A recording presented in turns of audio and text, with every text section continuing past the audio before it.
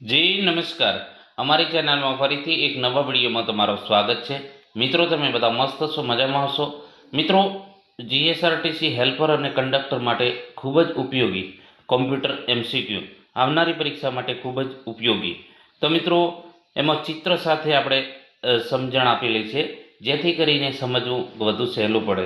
તો મિત્રો, ટૂંક સમયમાં આપણે ચિત્ર સાથે ઈ બુક તૈયાર કરવા જઈ રહ્યા છીએ, જે અઠવાડિયા 10 દિવસમાં તૈયાર થઈ જશે અને પછી તમને મળી જશે. તો મિત્રો, જેમને પણ લેવાની હોય તો એ પ્રમાણે જણાવજો, બરાબર.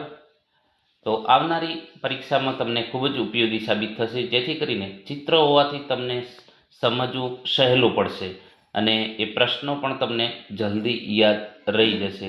આપણે જે આ વિડીયોમાં ચિત્ર સાથે સમજૂતી આપેલી છે. તો ચાલો મિત્રો, આવનારી પરીક્ષામાં તમને ખૂબ જ ઉપયોગી સાબિત થશે.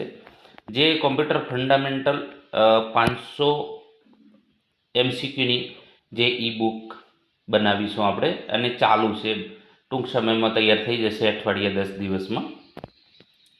તો મિત્રો, અહીં તમે જોઈ શકો છો કોમ્પ્યુટર શું છે. તો કોમ્પ્યુટર શું છે, તો અહીં તમે જોઈ શકો છો કોમ્પ્યુટરની આકૃતિ. માત્ર ગણતરી કરવાનું યંત્ર, માત્ર માહિતી સંગ્રહવાનું યંત્ર, ઇનપુટ લઈને પ્રક્રિયા કરી આઉટપુટ આપતું ઇલેક્ટ્રોનિક ઉપકરણ. તો મિત્રો, કોમ્પ્યુટર છે ઇનપુટ લઈને પ્રક્રિયા કરી આઉટપુટ આપતું ઇલેક્ટ્રોનિક ઉપકરણ છે. ઓપ્શન સી સાચો જવાબ છે.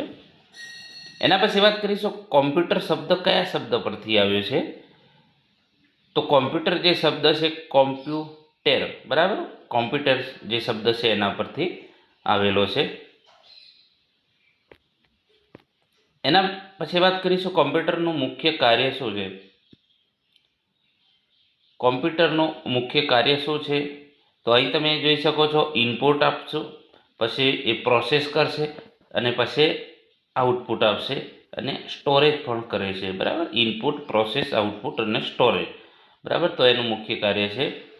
કોમ્પ્યુટરના પિતા કોને કહેવામાં આવે છે, તો કોમ્પ્યુટરના પિતા જે છે ચાર્લ્સ બેબેજ. અહીં તમે આકૃતિ જોઈ શકો છો એમની. નીચેનામાંથી કયું કોમ્પ્યુટરનું લક્ષણ નથી. ઝડપ છે, ચોકસાઈ છે, વિશાળ સંગ્રહ ક્ષમતા છે, પરંતુ બુદ્ધિથી પોતે નિર્ણય નથી લઈ શકતા, બરાબર. બુદ્ધિથી પોતે નિર્ણય લેવો એ એમનું લક્ષણ નથી.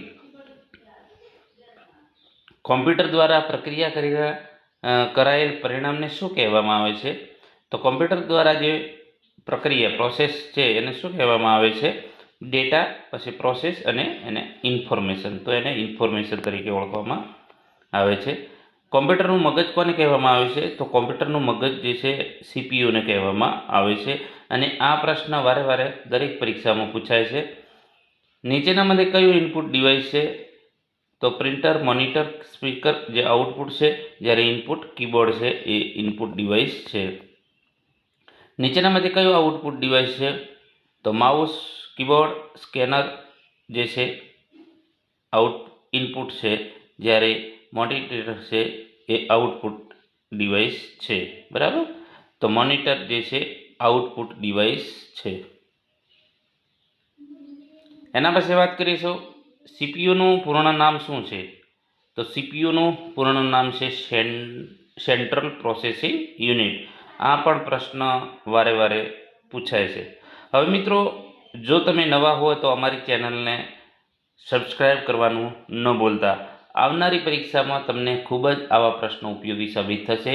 અને હેલ્પરમાં આપણે કોઈ પણ બુક વગર ફક્ત ને ફક્ત આપણા વિડીયો દ્વારા આજે ઘણા મિત્રો સરકારી નોકરી કરી રહ્યા છે, કારણ કે એ લોકોએ ફક્ત ને ફક્ત અમારા પર જ વિશ્વાસ કર્યો હતો કે જે સર કે એ જ સાચું. તો આજે એનું પરિણામ તમે જોઈ શકો છો. હેલ્પરમાં 750+ વિદ્યાર્થીઓ આજે સરકારી નોકરી કરી રહ્યા છે, એ પણ આપણા ફક્ત ને ફક્ત વિડીયો જોઈને. તો તમે પણ જો નવા હોય તો ચેનલમાં જોડાઈ જાઓ, બીજા મિત્રોને પણ જોડો, જેથી કરીને એમને પણ ફ્રીમાં એજ્યુકેશન મળે અને એ પણ પોતાનું ઉજ્જવળ ભવિષ્ય બનાવી શકે. એના પછી બીજા પ્રશ્નો છે જે આવનારી પરીક્ષામાં ખૂબ જ ઉપયોગી સાબિત થશે. સીપીયુના મુખ્ય ભાગો કયા છે? તો સીપીયુના જે મુખ્ય ભાગો છે ALU અને CU, બરાબર. ALUનું પૂરું નામ શું છે? તો તેનો સાચો જવાબ છે arithmetic logic unit. Arithmetic logic unit. એના પછી વાત કરીશું CUનું, તો કંટ્રોલ યુનિટ. CUનું પૂરું નામ છે કંટ્રોલ યુનિટ.